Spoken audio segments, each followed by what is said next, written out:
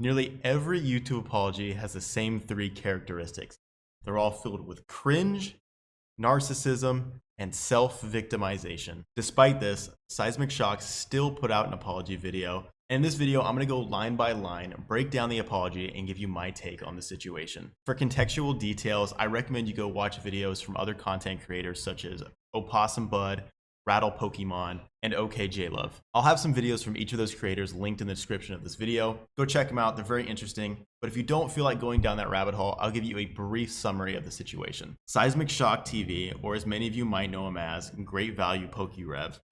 This dude has garnered quite the reputation within the Pokemon community in such a short amount of time. For the most part, it started a couple months ago when he opened some early product of Silver Tempest. This was product that even he was willing to admit was probably stolen. The next two instances were more recent, but I think had a much larger effect on his dislikability. He engaged in a lot of clout chasing activities, such as trying to start confrontation between other larger YouTubers, and even going as far as to insinuate PokeRev and his editor Axie were manipulating the card market with the prices they put up on their videos. Now, that was debunked, and I'm not going to give my opinion on the rest of these situations. That's going to be up for you guys to decide. Do your research. But now that you have all that info, I want to dive more into the apology. And like I said before, please go watch the video. I'll have it linked in the description below. You're definitely going to want to have already watched it for all the details I'm about to give. So the apology begins with Seismic describing exactly what he did wrong. I personally believe this was an extremely important and intelligent first move. It shows that he's taking full responsibility and that he has a clear understanding of what mistakes he made. He doubles down on his smart decision making by giving us honest rationalization for why he made these unethical decisions. And in my opinion, they're genuine. He was chasing hype.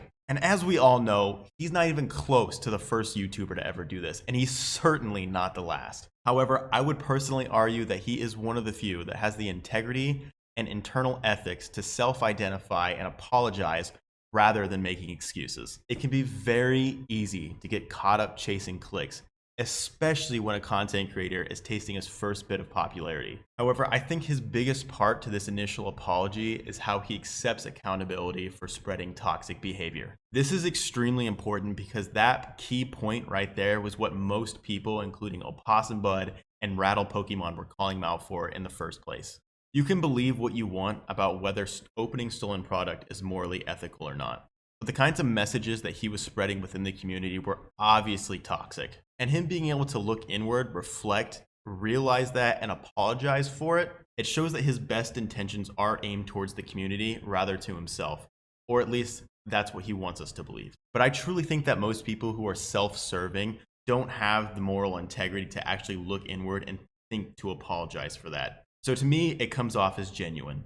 It feels like he really wants us to know that everything up to this point has been out of character, and I really hope that it has been. But it's hard to believe when everything you've done up to that point has pointed to you being a toxic person. Now, I'm a person who wants to see the best in everybody, despite the harsh criticism I have for a lot of people, but I truly want to believe that this guy has good intentions. But I think it's time to move on from him accepting responsibility and get into some of the other crucial points of his apology. We all know that pretty words are nice, but actions speak 1,000 times louder than words ever could. And that is why I absolutely love his next point. That he obviously wants us to believe what he's saying right now, but he urges us to watch and see what he does in the future. This is important because it shows that he doesn't think apology is enough. He knows that actions are what matter. And that's why I do plan on watching him closely, if I'm being honest. This is just really fun for me, if I'm being completely honest. I love the drama. But yeah, it's always good to see that someone knows that actions are more important than words. Like I said before, it shows a level of maturity and internal reflection, and I have respect for that. He furthers this point by telling us that he wants to be a leader, he wants to motivate others, he wants to combine, helping people and Pokemon. Honestly, if I'm being 1,000% transparent, it's a little cringy to me. I don't think most people are coming to the Pokemon community for motivation, but I understand it. I'm not going to be a total callous douchebag here, right? I understand wanting to be a leader in your own community. I understand wanting to be a respected member of your community. And up until this point, I think his biggest realization was that people don't respect him. They don't take him seriously, and he was quickly becoming another joke. And I like hearing that his intentions are to move away from this. And honestly, I feel like up to this point, this apology has been a massive first step. I personally just liked hearing his intentions because I feel like it gives him a solid foundation to build upon. The next line I want to talk about is one that I can actually personally vibe with quite a bit, and that's him coming back to his roots and talking about why he started his channel to begin with. He says that he wants to make engaging, entertaining content and not the clickbaity crap that we always see. I resonate with this quite a bit. I want to make entertaining content. I personally want it to feel like when people see my thumbnail, they're excited to watch the content. They feel like, oh my goodness. Because what a great feeling that is, to put your heart and soul into a video and to have people enjoy it. So for him to make the realization that what he's been doing is just not in his best interest and it's not what he would have wanted starting his channel, I can understand that, because I'm not gonna lie, there was a couple times I tried new things to try and get views on my channel and it didn't personally resonate with me very well. I can tell that I didn't like it, trying to be, you know, overly hyped, trying to do what every other PokeTuber was doing to get views. It wasn't really until I kind of realized what message and voice I wanted to put out there, like my own voice, that I started enjoying the content I was making. And I feel like when he continues to do that, to make content that he likes, he enjoys, and that he thinks sends a good message, like I said, I feel like that's going to continue to help him build off that platform. But wrapping up the entire apology video, he drops the biggest bombshell that I was 100% not expecting. He started dropping names like Opossum Bud, Cool Trainer Ryan, Rattle Pokemon, and OK J-Love.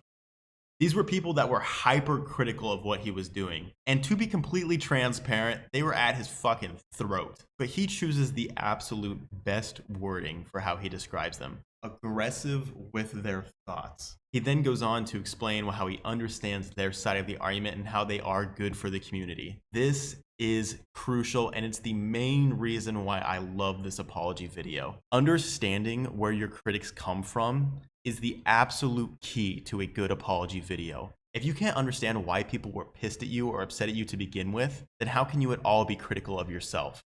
How can you become a better person? How can you build upon the person that you have been? And it's extremely easy to get in our feelings, to feel bad for ourselves, to wish people hadn't said mean things.